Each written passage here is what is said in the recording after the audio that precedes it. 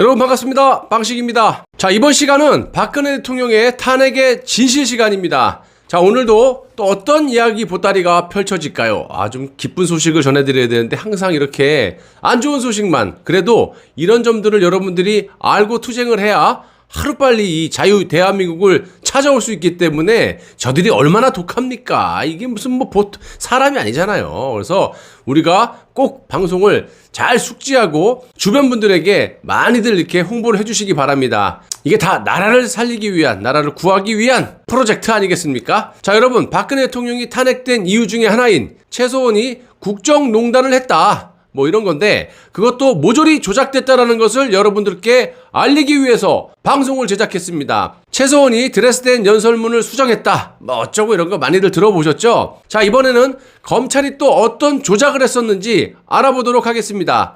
자, 대통령 비서실 부속 비서관이었던 이 정호성은 공무원 신분이기 때문에 내부의 문건, 특히 국가 기밀과 관련된 이런 문건을 외부에 누설하게 되면 공무상 비밀 누설 혐의로 처벌을 받을 수가 있습니다. 그렇기 때문에 검찰은 국가 기밀이라고 판단을 하고 드레스덴 연설문의 유출 경로에 수사력을 집중하게 됩니다. 드레스덴 연설문은 정호성이 2014년 3월 27일 오후 7시 20분에 여러 사람이 함께 쓰는 이 공용 메일로 올렸고요. 그 메일에 첨부된 연설문은 누군가가 문제의 태블릿 PC를 통해서 다운로드를 받았다라는 사실은 검찰 자체의 포렌식에서 확인된 바가 있습니다. 여기서 누군가는 정호성이죠. 다 밝혀졌잖아요. 남은 문제는 최소원이 과연 드레스덴 연설문을 읽었느냐, 이 점입니다. 자, 그리고 좀 전에 말씀드린 이 공용 메일이라는 거는 내 계정 하나, 그래서 나만 패스워드 누르고 내가 볼 수 있는 게 아니라 말 그대로 공용 메일 여럿이, 여기서 내가 알기로는 6명 정도가 본 거거든요. 최소원 정호성 등등 해갖고, 그래서 6명이 그 한 계정으로 같이 들여다볼 수 있는 겁니다. 자, 태블릿 PC에 대한 포렌식 작업을 끝낸 검찰은 그 다음 날인 2016년 10월 26일에 최소원의 거주지인 이 미승 빌딩 압수수색에서 최소원이 사용한 데스크탑 컴퓨터를 증거물로 확보를 했고요. 최소원은 검찰 조사에서 일관되게 태블릿 PC를 사용할 줄도 모르고 드레스덴 연설문을 읽은 적도 없다, 이렇게 진술을 합니다. 최소원이 아무리 거짓말을 한다고 해도 속일 수가 없는 증거가 바로 포렌식 분석입니다. 왜냐? 포렌식을 하게 되면 그동안 모든 정보들이 다 복원도 되고 몇 시에 뭘 받고 뭘 작동을 했고 등등등이 싹 다 나와요. 삭제를 해도 다 나온다는 겁니다. 그래서 드레스덴 연설문을 비롯해서 정호성이 공용 메일로 보낸 모든 문건들은 첨부 파일이었기 때문에 첨부 파일을 읽어보려면 인터넷에 접속이 돼야 되고 또 다운로드를 받아야 한다는 겁니다. 메일 자체를 삭제했다 하더라도 첨부 파일을 다운로드 받은 흔적이 있다면 포렌식을 통해서 모두 다 확인이 가능하기 때문에 만약에 최소원이 이런 걸 읽었고 또 거짓말을 쳤다면 이거는 말이 안 되는 거예요. 포렌식을 통해서 그 흔적이 고스란히 나와서 거짓말을 쳤으면 거짓말을 쳤다는 게 그대로 나옵니다. 하지만 이 검찰이 포렌식을 했음에도 불구하고 최소원의 데스크탑 컴퓨터에서는 드레스덴 연설문을 다운로드 받은 흔적이 발견되지 않았고, 이는 최소원이 읽지 않았다라는 것으로 최소원의 주장이 사실로 확인이 된 겁니다. 그리고 최소원은 10번째 피의자 신문조서에서 정호성이 보낸 이 문건들에 대한 자기 생각을 이렇게 진술을 합니다. 솔직히 저는 정호성이 보내오는 문건들의 절반 정도도 제대로 보지 않았습니다. 볼 시간도 없고 제 관심 분야가 아닌 분야도 많이 보내왔습니다. 대통령님이 매번 저에게 의견을 물어보라고 하시는 것도 아닐 것인데도 정호성 비서관은 저에게 의견을 물어보려고 하였습니다. 어떤 때는 정호성 비서관 선에서 결정할 수 있는 문제도 저에게 물어와서 제가 힘이 들었던 적도 많았습니다. 대통령님은 정책 기조가 굉장히 강하신 분이고 나라를 어떻게 끌고 나갈지에 대한 철학이 분명하신 분입니다. 대통령님이 이미 결정을 내리신 부분에 대해서 저는 단지 참고 의견만 드릴 뿐입니다. 자, 정호성이 공용 메일로 보낸 문건 중에서도 절반도 제대로 보지 않았다라는 이 최소원의 진술은 객관적 자료인 포렌식 분석 결과와 비교해보면 사실이었음을 알 수가 있고요. 혹자는 최소원이 개인 컴퓨터와 문제의 태블릿 PC 이 두 개를 사용하면서 둘 다 열어볼 수도 있지 않겠느냐라고 반문을 할 수 있겠지만 똑같은 내용의 첨부 파일을 거듭해서 열어보는 것은 통상의 경우에 드문 일뿐만 아니라 문건 자체가 컴퓨터나 태블릿 PC를 통해서 계속해서 확인할 정도로 흥미로운 내용도 아니기 때문입니다. 지들이 포렌식한 그 결과가 예상대로 나오지 않자 검찰은 최서원이 드레스된 연설문을 읽지 않았다는 사실이 표시나지 않게 그런 의도였는지는 모르겠지만 또다시 이것들이 수작을 부립니다. 자, 검찰은 최서원의 데스크탑 컴퓨터에서 확인한 총 138건의 문건을 날짜별로 문서, 제목, 최종 수정 일시, 최종 저장자, 문건의 요지 순으로 일목요연하게 정리를 하면서 각 페이지마다 중간중간 부분을 검은색으로 가려버립니다. 이걸 왜 가려? 중요한 부분을 가리는 수작을 부린 거죠. 왜? 지들이 뽀록나면 안 되는 거를 가렸던 거예요. 자, 맨 마지막에 해당하는 문건 183번의 제목은 종교 지도자 초청 간담회고 발송일자는 2014년 5월 2일인데요.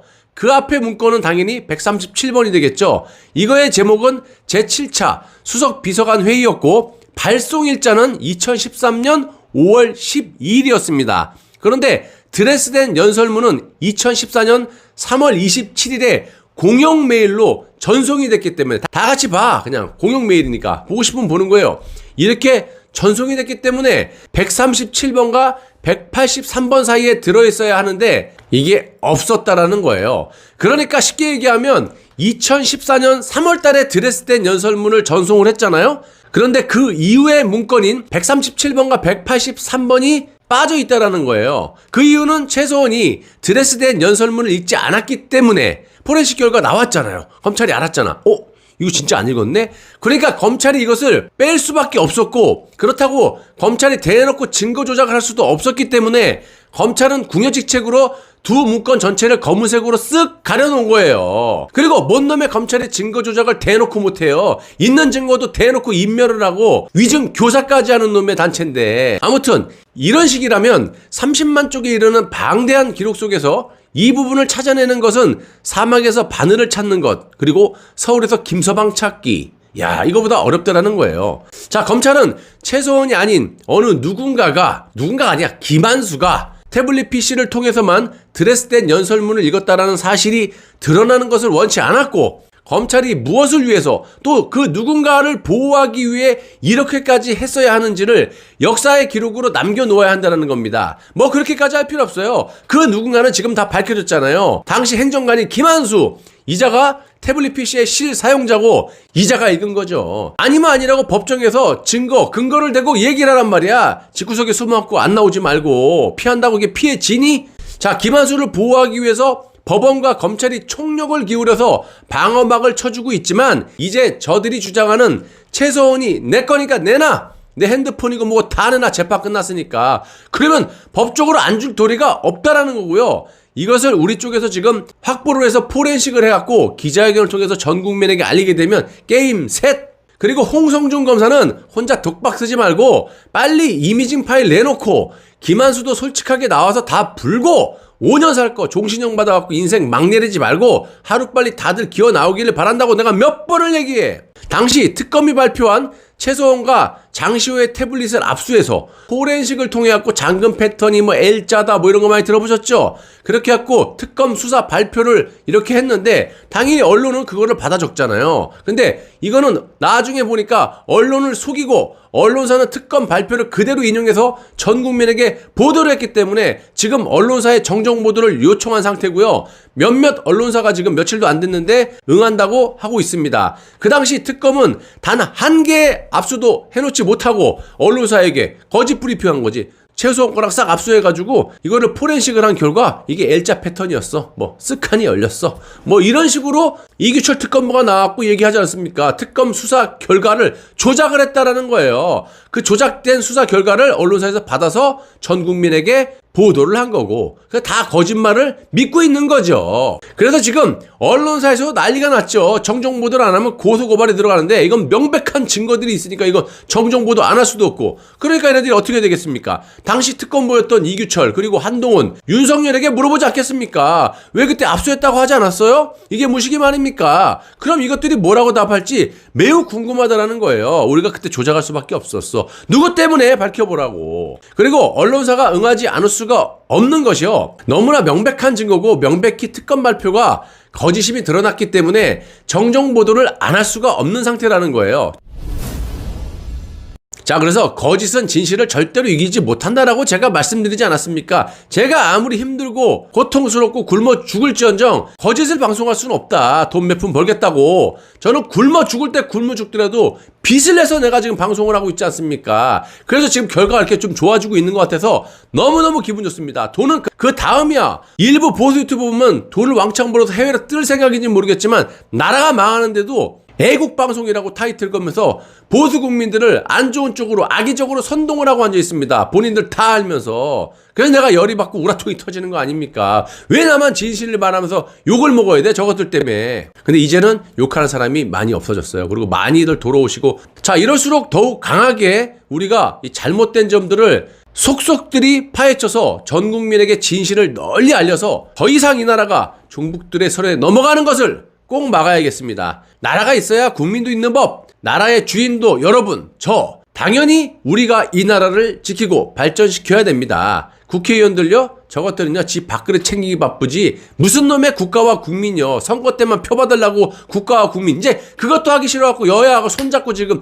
내각제 개헌해갖고 지들끼리 그냥 6개월마다 한 번씩 총리회 먹고 국회의원 선거도 없이 그냥 빌 필요도 없어 국민한테. 지들끼리 형님아우 하면서 영구적으로 해먹겠다라고 저 지금 저러고 있는 거 아니겠습니까? 여러분 속지 마세요. 국민통합, 지방분권 이거 다 내각제 이원집 정부 하려고 지금 수작을 부리고 있는 거예요. 절대 저자들의 입에서 이원집 정부나 내각제 이런 말 안 나옵니다. 새치 혓바닥으로 여러분들을 호도하면 했지. 자, 나라가 없는데 살아서 뭐합니까? 라는 정말 투철한 각오로 거짓 없는 진실된 애국방송 제작해서 여러분들께 제공하도록 하겠습니다. 내 귀여운 사랑하는 4살짜리 우리 아들 놀아줄 시간도 없어요. 나중에 나라가 어느 정도 올바르게 된 다음에 내가 아버지가 이때 이랬다. 아버지를 이해해달라. 이러면서 내가 그때 사랑을 듬뿍듬뿍 주겠습니다. 지금도 물론 시간 날 때마다 듬뿍듬뿍 주고 있습니다.